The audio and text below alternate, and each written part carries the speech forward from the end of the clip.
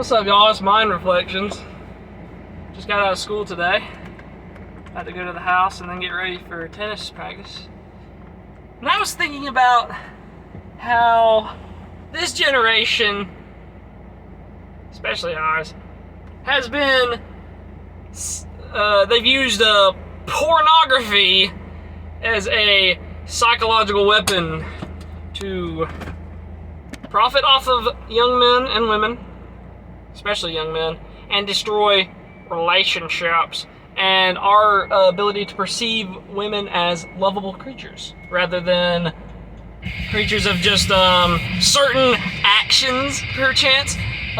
So what I have gleaned in my observations and my experience with this awful addiction, which I still struggle with, is that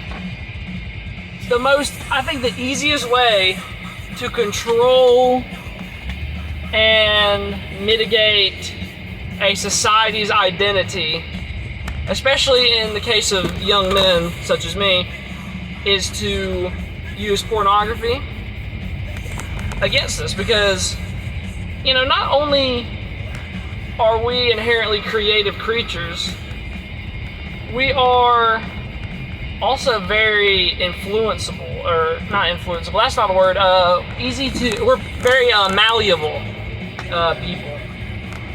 So one thing I feel like that happens a lot, and I can kind of just feel this in my soul, in my inner existence, each time I would indulge in such a form of media. Couldn't think of the word. I couldn't think of a better descriptor. It all starts as it's a motivation, a drive, the want to do that. And it's the same kind of motivation and drive that I would feel if I were to, say, work on music, work on a video, write, work on my books, or paint, or anything like that.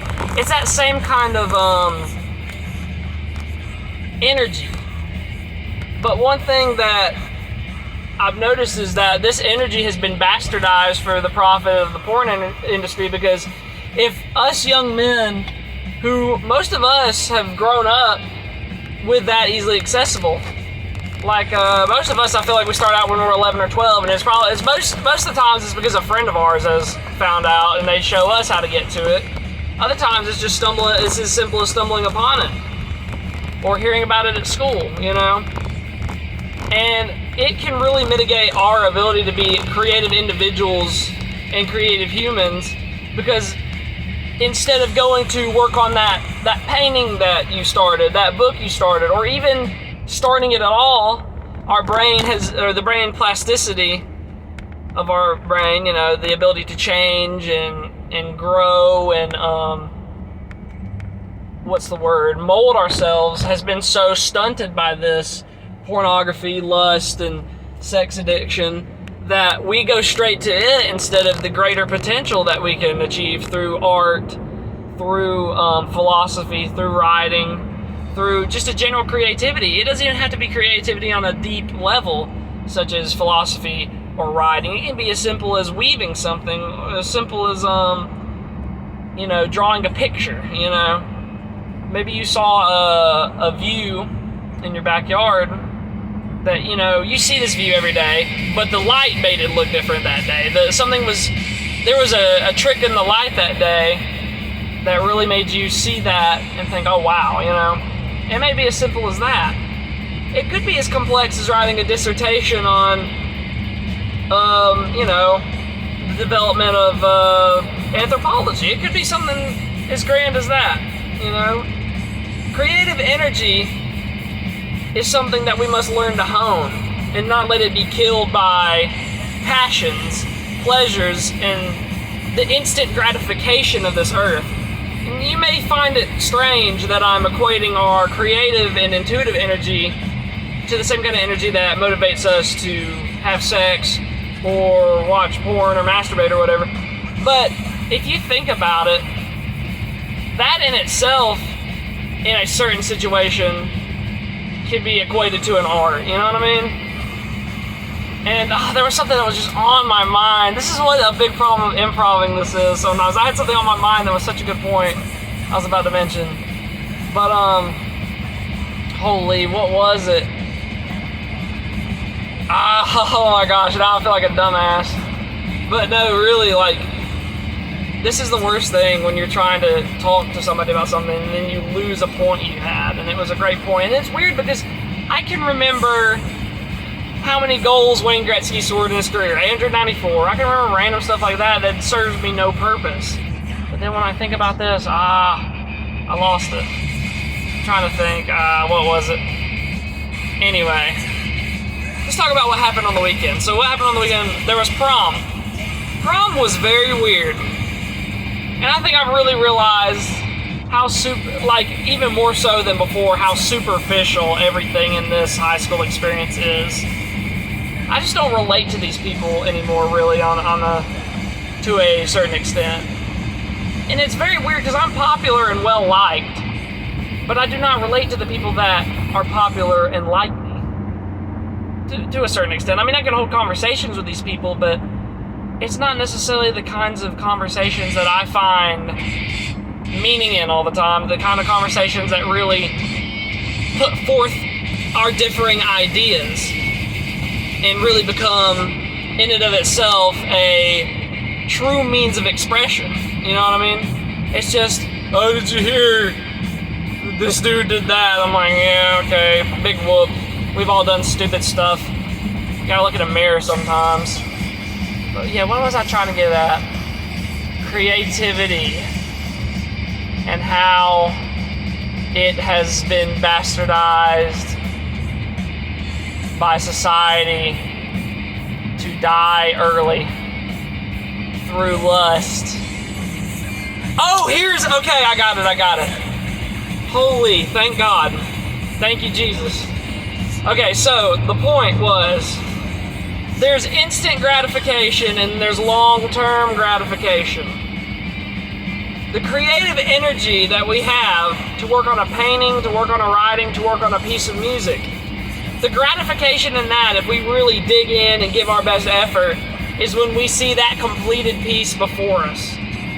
That is a true catharsis of joy and pride and satisfaction with your work that can only be achieved through hard work. The way that we have been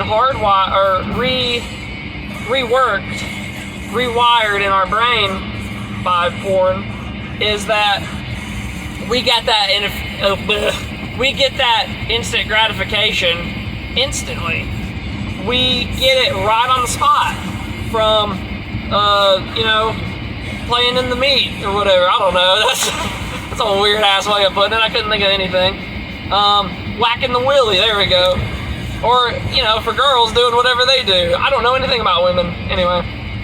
Nah, I'm playing. But, that's the thing. There's a long pathway in the brain, and there's a short pathway in the brain. And our brain over time learns to favor that short pathway instead of that long pathway that involves more thinking, more introspection, and more outward expression that isn't just, you know what I mean? That was crazy, but that was joiking it. In the club, straight jorking it, and by it, well, haha, I'm talking about my peanuts. Yeah, so it's stuff along the lines of that. And it's hard to get out of that because it is addictive as all hell. It's not physically addictive necessarily as it is psychologically addictive. Yes, the feeling is nice, but the psychological part of it is so conditioning that it really becomes a little bit of both. It is very difficult to stop. People will tell you it's easy to quit once you get started. Dude, you can go 2 months and then relapse and then it's like, damn, this is the most difficult shit I've ever done in my life. It's real. I get it. For some people it's easier to cope with addictions than others. It's easier to get off addictions than others. I know people that can drink beer on the weekend and be fine for the rest of the week. They don't have to have it in their system at every moment. And I know people who are the exact opposite of that. I know people that must constantly goon to fulfill their schizophrenic rage and quench their schizophrenic lust for sex. Holy. I used to be that way in middle school. I think a lot of people are like that. A lot of dudes, especially these days, are like that in middle school, which is very sad. Yo tengo triste mucho. But, you know, that's just the state of the world, and we have to make do with what we have. But we can't be complacent with what we have. We have to strive to be better. This riff's good.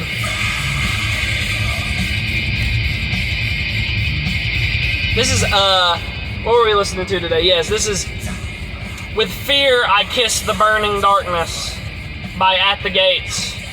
It's the second album from At the Gates, the last good album by At the Gates. It's very cool material. It's not as good as the Red in the Sky's Hours, obviously. No death metal album is. But it gets the job done. It has some really good, just overall songwriting. The counterpoint, the melodies, the dark rage. I don't know how At the Gates thinks this is their darkest album, because the Red in the Sky's Hours definitely is, because of how chaotically insane it is. But this album, it is a very close second, I'd have to say, the Red in the Sky's Hours, because it does a lot of different kind of melodious expressions that the Red in the Sky's Hours doesn't lack, but just didn't really expand on as much. Like, I feel like there's a lot more moments on this album with counterpoint that goes on for a little bit. I don't know. I still like the Red in the Sky's Hours way better, but Primal Breath is probably my favorite At the Gate song, right before Within. I don't know. It's a pretty cool album. Thank you for watching the video today! Coming up soon, I will be making a video on bands whose second album is my favorite album, my favorite material in their career. So be on the lookout for that. Bye-bye!